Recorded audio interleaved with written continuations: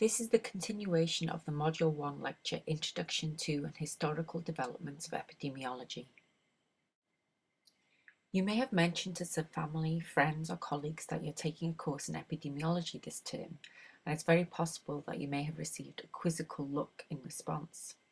From my own experience, the knowledge that I'm an epidemiologist receives a mix of responses from, "Oh, you're a skin doctor," based on the assumption that epi stands for epidermis, which is of course incorrect, to, "Oh, you do health research or work in public health," or "you're into surveillance, watching for the next big killer epidemic," or "I didn't know you'd take you for a stats whiz."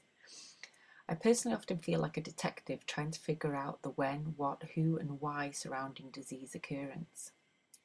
Epidemiology literally means the study of that which befalls people.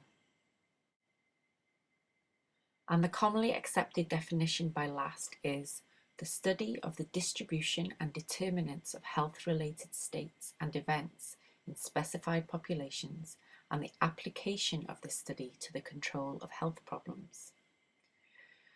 The study in this definition can refer to surveillance, observational studies, analytical studies, and interventions. Distribution refers to describing the disease according to the persons affected, place where they're affected, and the time. Determinants can be physical, biological, social, cultural, or behavioral, and health-related states encompasses much more than just diseases, but includes behaviors such as seatbelt wearing or drinking, events such as falling or death, and also health-related states can refer to the use and provision of healthcare services. Numerous individuals have been credited with contributing to establishing epidemiology as a field or science. This slide lists a few, and the second chapter of the course textbook provides an excellent summary of the historical developments in epidemiology.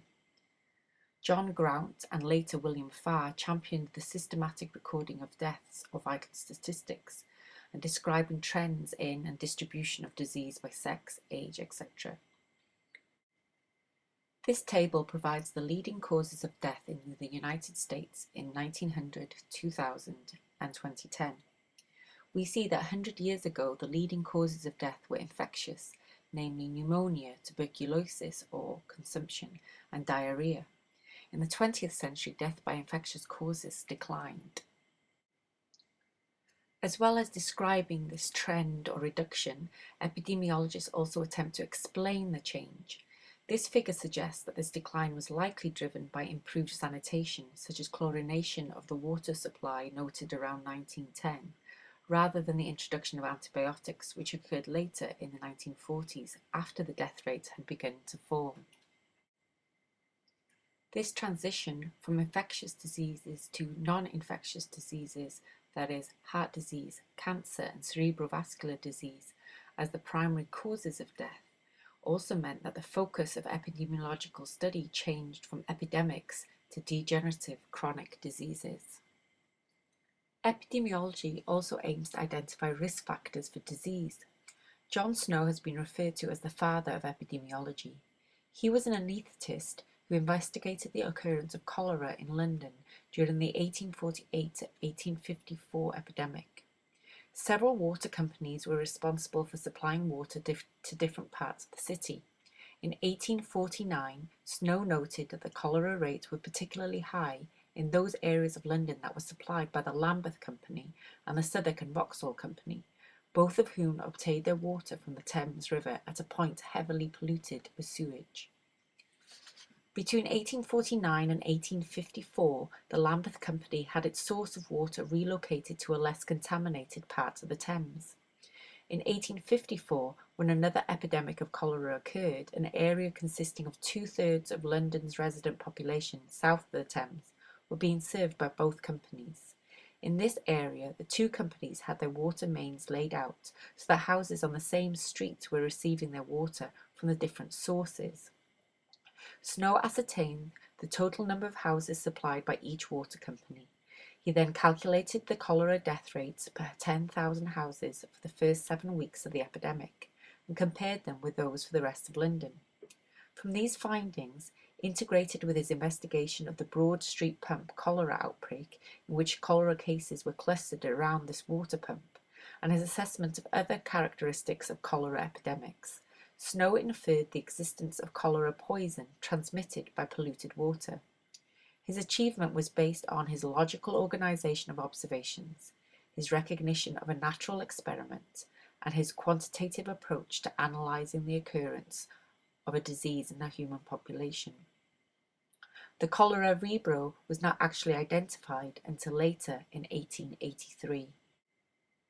The primary purpose of describing the distribution of disease and identifying risk factors is to develop strategies for disease prevention, and epidemiologists evaluate the efficacy and effectiveness of such strategies. James Lind is often credited with pioneering experimental epidemiology. In 1747, while serving as a surgeon on HMS Salisbury, he carried out interventions to discover the cause of scurvy, the symptoms of which included loose teeth, bleeding gums, and hemorrhages. He selected 12 men from the ship, all suffering from scurvy, and divided them into 6 pairs, giving each group different additions to their basic diet. Some were given cider, others seawater, others a mixture of garlic, mustard, and horseradish. Another group of 2 were given spoonfuls of vinegar, and the last 2 oranges and lemons. Those fed citrus fruits experienced a remarkable recovery. However, it was not until more than 40 years later that limes or lime juice were required to be included in the diet of British seamen.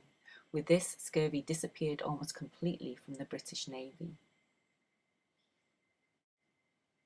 So in summary, epidemiology is used to describe disease occurrence, describe trends in and distribution of disease, identify risk factors for disease, as well as deterring or reducing disease occurrence through preventing exposure to risk factors and evaluating the treatments. This module has focused on the origins of epidemiology, but a glance at any recent news headlines will show you that it's extremely relevant to today's world.